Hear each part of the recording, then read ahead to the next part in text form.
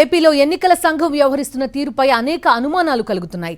Pinnelli రామకృష్ణారెడ్డిదిగా చెప్పబడే video EC అనుమతి లేకుండా బయటకు ఎలా వెళ్లిందన్నది ఇప్పుడు చర్చనీయాంశంగా మారింది.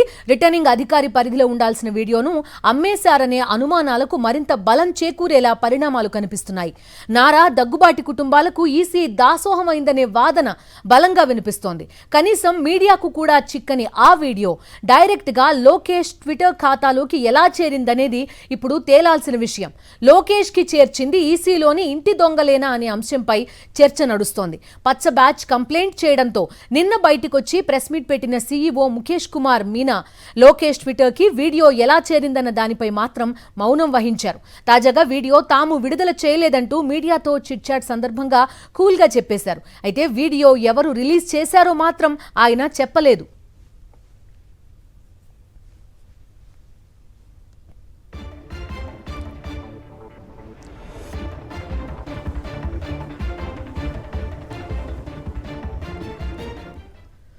ఈసీలో ఇంటి దొంగలెవరు? ప్రస్తుతం ఈ చర్చ కొనసాగుతోంది. పూర్తి డీటెయిల్స్ అందిస్తారు మా కరెస్పాండెంట్ సతీష్. లైవ్ లో సిద్ధంగా ఉన్నారు. సతీష్, చెప్పండి. ఈసీ రిలీజ్ చేయలేదు, మరి లోకేష్ కి ఆ వీడియో ఎలా చేరిందనేది ఒక ప్రశ్న. అదేవిధంగా ఫుల్ ఫ్లెడ్జ్డ్ వీడియో ఈసీ ఎప్పుడు రిలీజ్ చేస్తుంది అనేది కూడా ఇంకో ప్రశ్న. బిందు ఎన్నికల కమిషన్ సమగ్రతనే ప్రశ్నార్థకంగా మార్చేలాగా ఆంధ్రప్రదేశ్ రాష్ట్రంలో వరుస పరిణామాలు చోటు చేసుకుంటూ ఉన్నాయి.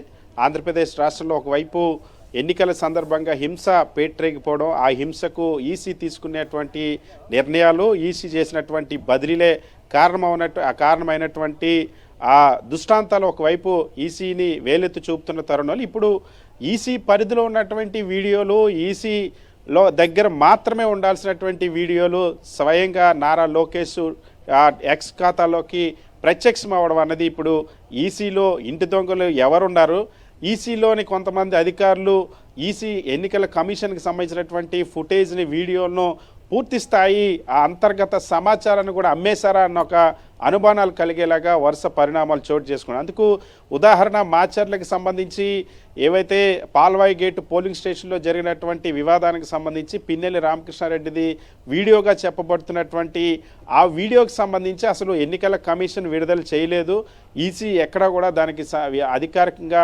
విడుదల చేయలేదన్న అంశాన్ని స్వయంగా సీఈఓ ముఖేష్ కుమార్ మీనా చెప్పారు. మరి అలాంటప్పుడు ఆ వీడియో ఎవరు బయటికి తీసుకొచ్చారు, ఎవరు నారా లోకేష్కి అమ్మేశారు, ఎవరు తెలుగుదేశం పార్టీకి అమ్మేశారు? ఇప్పటికే నారా చంద్రబాబు పురంధేశ్వర్లు ఇచ్చినటువంటి ఫిర్యాదుల మేరకు ఇష్టానుసారమైనటువంటి నిర్ణయాలు తీసుకొని ఆంధ్రప్రదేశ్ రాష్ట్రంలో పోస్ట్ పోల్ వైలెన్స్కి కారణమైనటువంటి ఈసీలోని కొందరు అధికారుల తీరు అన్నది ఇప్పుడు మరింత వివాదాస్పదంగా మారింది. ఎందుకంటే స్వయంగా ఈసీ పరిధిలో వాస్తవానికి వెబ్కాస్టింగ్ని పూర్తిగా దాన్ని మానిటర్ చేసేది, దాని ఆధారంగా నిర్ణయాలు తీసుకునేది ఏ అసెంబ్లీ నియోజకవర్గం అయితే ఆ అసెంబ్లీ నియోజకవర్గానికి సంబంధించిన రిటర్నింగ్ అధికారి, అదేవిధంగా పార్లమెంట్ నియోజకవర్గానికి సంబంధించిన రిటర్నింగ్ అధికారి. ఈ ఇద్దరు రిటర్నింగ్ అధికారులు కూడా పూర్తిగా ఎన్నికల కమిషన్ పర్యవేక్షణ, ఎన్నికల కమిషన్ ఆధీనంలో పనిచేస్తారు. అటువంటి రిటర్నింగ్ అధికారుల దగ్గర అంటే ఈసీ దగ్గర ఉండవలసినటువంటి వీడియోలు బయటికి ఎలా ఆ సోషల్ మీడియాలోకి వెళ్తున్నాయి. కనీసం మీడియా దగ్గరికి కూడా రాలేదు, ఎవరు ప్రెస్ మీట్ పెట్టి వివరించినటువంటి దాఖలాలు లేవు. స్వయంగా నేరుగా నారా లోకేష్ ఆ ఎక్స్ ఖాతాలో ఆ వీడియో ప్రత్యక్షం అవ్వడం అన్నది ఇప్పుడు ఈసీ తమకు అది సంబంధం లేదన్న. మరి ఎవరు ఆ వీడియోను బయటికి ఇచ్చారు? ఎందుకంటే అందులో వాస్తవాలు నిజంగానే ఫ్యాబ్రికేట్ చేసినటువంటి ఒక వీడియోని పోస్ట్ చేయడం నారా లోకేష్, దాన్ని చూసి కేంద్ర ఎన్నికల సంఘం స్పందించేయడం, దానిపైన రాష్ట్ర సీఈఓ ముఖేష్ కుమార్ మీనాకు ఒక లేఖ రాయడం, 24 గంటలుగా ఆ వీడియో నిజమా కాదో తెలుసుకొని అందులో ఉన్నటువంటి బాధ్యులపైన చర్యలు తీసుకుని ఆదేశించండి.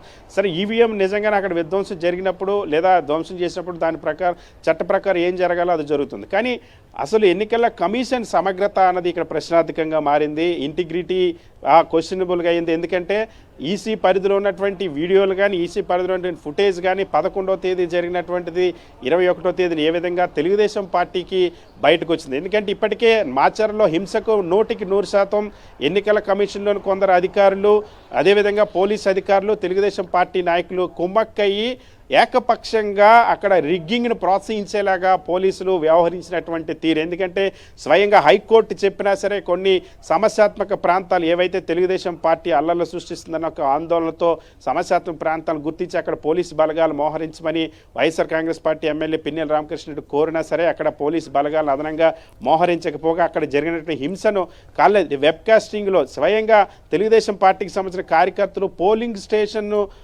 ఏవైతే క్యూ లైన్లో ఉన్నటువంటి ఆడవాళ్ళని కర్రలతో రాళ్లతో కొట్టి పంపించేసి ఓటు కూడా వెయ్యనివ్వకుండా పంపించేసినా సరే ఈ రోజుకి కూడా ఈసీ కానీ పోలీసులు కానీ చర్యలు తీసుకోకపోవడం అనేది తీవ్ర విమర్శలు పాల్గొంది. సతీష్, ఒక విషయం చెప్పండి. ఈసీలో ఉన్నటువంటి వీడియోలను బయట పెట్టేసేటువంటి ఇంటి దొంగలు ఉన్నారు, మరొక వైపు ఈసీ సమగ్రతను దెబ్బతీసేలాగా తెలుగుదేశం పార్టీతో కుమ్మక్కైపోయేటువంటి అధికారులు కూడా ఉన్నారు. వాళ్ళపై ఎందుకు చర్యలు తీసుకోవడం లేదన్న ఒక ప్రశ్న ఇప్పుడు సర్వత్రా ఉత్పన్నం అవుతుంది. బిందు సతీష్, ఈ కంప్లైంట్ చేయడము, ఆ తర్వాత సెంట్రల్ ఎలక్షన్ కమిషన్ నివేదిక తెప్పించుకోవడం, సిటీ ఏర్పాటు చేయడం, ట్రాన్స్ఫర్లు, సస్పెన్షన్లు ఇవన్నీ జరిగాయి. ఇవన్నీ జరిగిన తర్వాత ఆయన ఎక్స్లో పోస్ట్ పెట్టారు. ఇది ముందుగానే లీక్ అయిందా లేకపోతే ఆ తర్వాత లీక్ అయిందా? దీని గురించి ఏమైనా విచారణ జరగబోతోందా? అంటే ఇది స్వయంగా చాలా స్పష్టంగా ఇందులో కనిపిస్తుంది. ఒకటే, ఎక్కడైతే పోలీస్ అధికారులు ఇప్పుడు సస్పెండ్ అయినటువంటి 2 జిల్లాల్లో ఉన్నాయో అక్కడ పోలీసుల పాత్ర ఏదైతే ఆ పోలీసులు రక్షణ కల్పించాల్సినటువంటి పోలీసులే హింసకు భాగస్వాములు అయినటువంటి అంశం నిర్ధారణ జరగడం, ఈసీ ఎవరైతే అధికారులను బదిలీ చేసినటువంటి ఈసీ బదిలీ చేసిందో అదే అధికారులు ఈసీ సస్పెండ్ చేసేటువంటి పరిస్థితి రావడం, దాని తర్వాత తెలుగుదేశం పార్టీ వరుసగా దాడులు తెగబడినటువంటి విషయం బట్టబయలు కావడం, ఇదంతా జరుగుతున్న తర్వాత ఈ డ్యామేజ్ నుండి డైవర్ట్ చేయడం కోసం అందులో ఉన్నటువంటి ఎవరైతే తెలుగుదేశం పార్టీతో ఈ హింసలో పాత్రదారులుగా ఉన్నటువంటి కొందరు అధికారులే ఇప్పుడు ఈ వీడియోను బయట పెట్టారు, దాన్ని డైవర్ట్ చేయడం కోసం అన్నది. అది కూడా ఫ్యాబ్రికేటెడ్ వీడియో.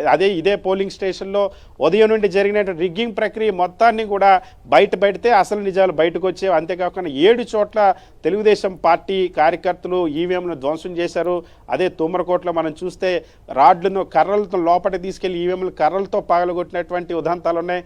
వాళ్ళకి సంబంధించిన అరెస్టులు కూడా కొద్దిమంది ఇప్పటికీ కూడా జరిగినటువంటి పరిస్థితి. ఓటర్లను తరిమేశారు, మహిళల్ని ఓటేయకుండా గెంటేశారు. ఒక కులానికి చెందిన నాయకులు, టీడీపీ నాయకులు, బీసీలు, ఎస్సీలను కూడా తరిమేశారు. వీటన్నిటి మీద ఎటువంటి యాక్షన్ లేదు. అక్కడ పోలీసులు కళ్ళ ముందే దాంతో పాటుగా ఇప్పుడు ఎవరైనా కంప్లైంట్ చేసినా ఎక్కడికైనా వెళ్ళినా ట్రాన్స్పరెంట్ గా అసలు విచారణ జరుగుతోందా అనేది కూడా ఒక ప్రశ్న. ఎందుకంటే రోజు ఈ కంప్లైంట్లు చూస్తున్నాం, ఏం జరిగింది వీడియోలో కనిపిస్తున్నాయి. దాంతో పాటుగా ఆ రోజు కవర్ చేసిన మీడియా చెప్తోంది ఎంత పెద్ద ఎత్తున రిగ్గింగ్ కి పాల్పడ్డారు, ఎలా కొట్టారు, అదేవిధంగా బయట హింస ఏ విధంగా జరిగింది, వీటికి సంబంధించి కూడా వీడియోలన్నీ కూడా ఉన్నాయి మీడియా దగ్గర. సో ఇప్పుడు నిజంగా ఆ వైలెన్స్ కి సంబంధించి ట్రాన్స్పరెంట్ గా విచారణ జరుగుతోందా అనేది కూడా ఒక ప్రశ్నే.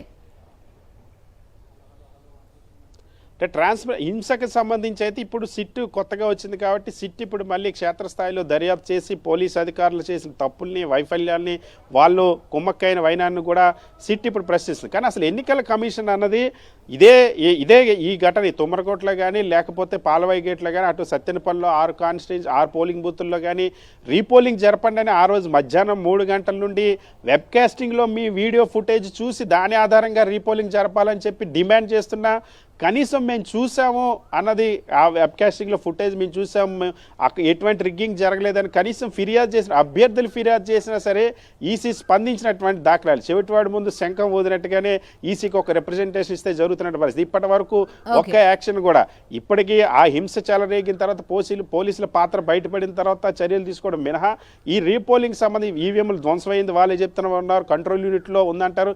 అసలు ధ్వంసమై జరిగినటువంటి ప్రాంతంలో ఆ వెబ్ కాస్ట్లో ఉదయం నుండి ఏ విధంగా పోలింగ్ జరిగిందో పరిశీలించే వెబ్ కాస్టింగ్ లో ఉన్నటువంటి ఫీడ్ ని పరిశీలించి నిర్ణయం తీసుకోమన్నా సరే కూడా. ఓకే సతీష్, మనం ఒక బ్రేకింగ్ న్యూస్ ప్రస్తుతం చూస్తున్నాం. ఆ డీటెయిల్స్ లోకి ఒక్కసారి వెళ్దాం. సతీష్, థ్యాంక్ యూ లైవ్ లోకి అందుబాటులోకి వచ్చినందుకు.